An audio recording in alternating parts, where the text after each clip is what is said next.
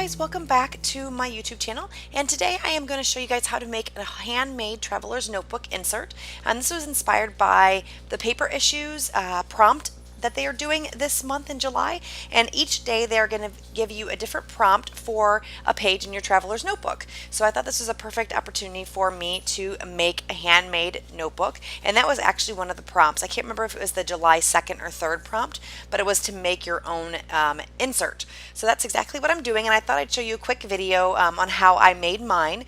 So I'm basically taking this paper here, and I like the ice cream cone paper. I thought it was perfect for the summertime, so I'm just trimming this down. And before I did this, I showed you how I measured out a traveler's notebook insert that I've had in my stash, and that's a good way to figure out the size that you need. But you can also look online for the typical traveler's notebook sizes, or you can just measure your own notebook out to figure out the size that's going to work for you.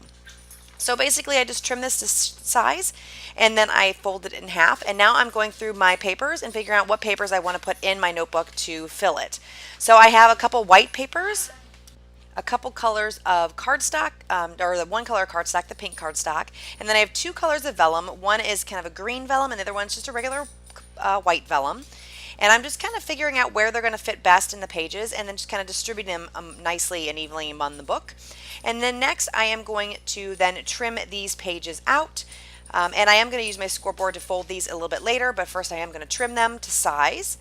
And I believe I showed you the sizes on the ruler, but it was 8 3/4 by 8 1/4 is the size of the pages. So I'm just going to trim these out, and then I'm going to score them.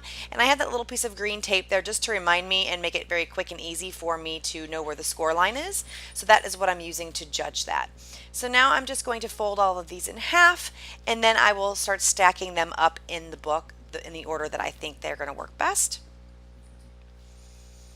And then I also pulled some doilies from my stash. I've had these big doilies. They're a little bit big for what I normally put on a scrapbook page. So I have the pink, the green, and then I have this fun square doily. And again, just some things that I've gotten from my scrapbooking, but I have not really used up, and I thought these would be perfect to mix in with my pages that I have in my notebook, just to give it a little extra texture and dimension. So I'm just going to go through the pages here and figure out where I want to stack everything, and then I'm going to intermix those doilies here as well.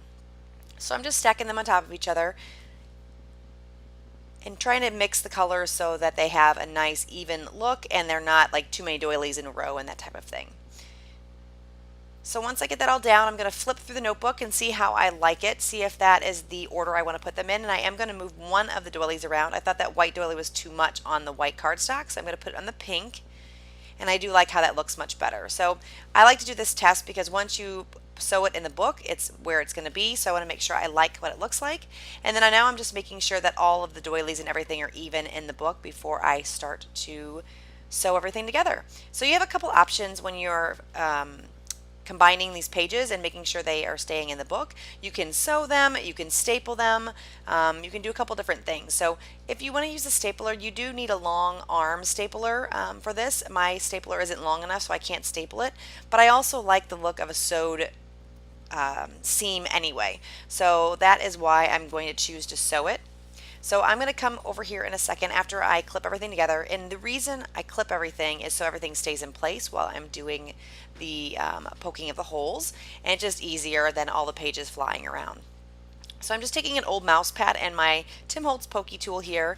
I am first going to measure where the holes are going to be, so I'm going to put one right in the center and then one about a 1/2 inch in from either end, and I'm just going to use my pencil to mark that.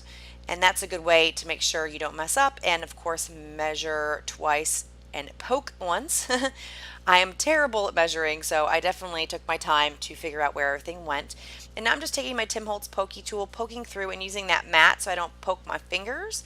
And then I'm just kind of moving around the tool so that it makes the hole just a little bit bigger, because when you want to thread the string through the holes, it just makes it a little easier if the holes are a little bit bigger.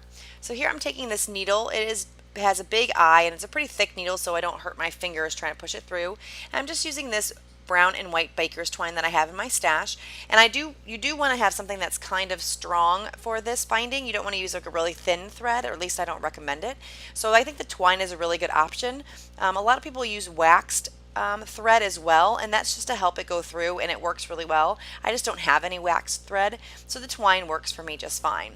So I'm going to come through the back side into the middle hole, so that's where I come in through first, and then I'm going to go and make sure it's has a little tail at the end because that's where I'm going to tie it off, and then I'm going to put the next stitch down through the top, and then I'm going to come back through the middle again, being careful not to pull that tail back through the middle, and then I'm going to go down through the bottom hole, and then I'm going to end up tying it off. And just make sure when you're doing this that you're keeping the string really taut, and that will have a nice binding for the book so it doesn't have the pages shifting around on you.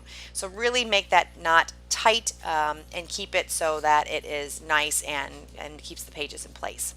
So I just tied that off in a couple double knots, and I'm going to erase here my pencil marks so you don't see those. I'm just using a white regular eraser for that. And then now that I'm happy with that, I'm going to tie it off one more time just as some assurance to make sure that it's going to stay. And then I'm going to trim that off, and then that's pretty much it for the bulk of the notebook. I'm just going to erase some of the marks that the clips made, and then in a minute here you're going to see how when you fold the book together, you're going to see like this kind of waterfall edge, and I don't really like how that looks. I want a really nice clean edge. So what I'm going to do is take my craft knife, or my my regular X-Acto knife, and a cutting pad, and then I'm going to take my metal edge ruler, and then I'm just going to trim off that waterfall edge, and I'm going to use the outside cover as a guide because I want everything to match up with that outside cover edge. So I'm just going to keep slicing through this until I get all of the extra trim off, and it just makes a really nice clean edge. So I do like that better, so I recommend doing that if you want that nice flat straight edge. So that is pretty much it. I'm going to have some still pictures at the end so you can kind of see what the book looks like all together. If you have any questions, leave those in the comments below. If you enjoyed this video, please give me a thumbs up. And if you haven't already, please subscribe to my channel. Thanks again so much for watching, and I hope you have a great day. Bye-bye, guys.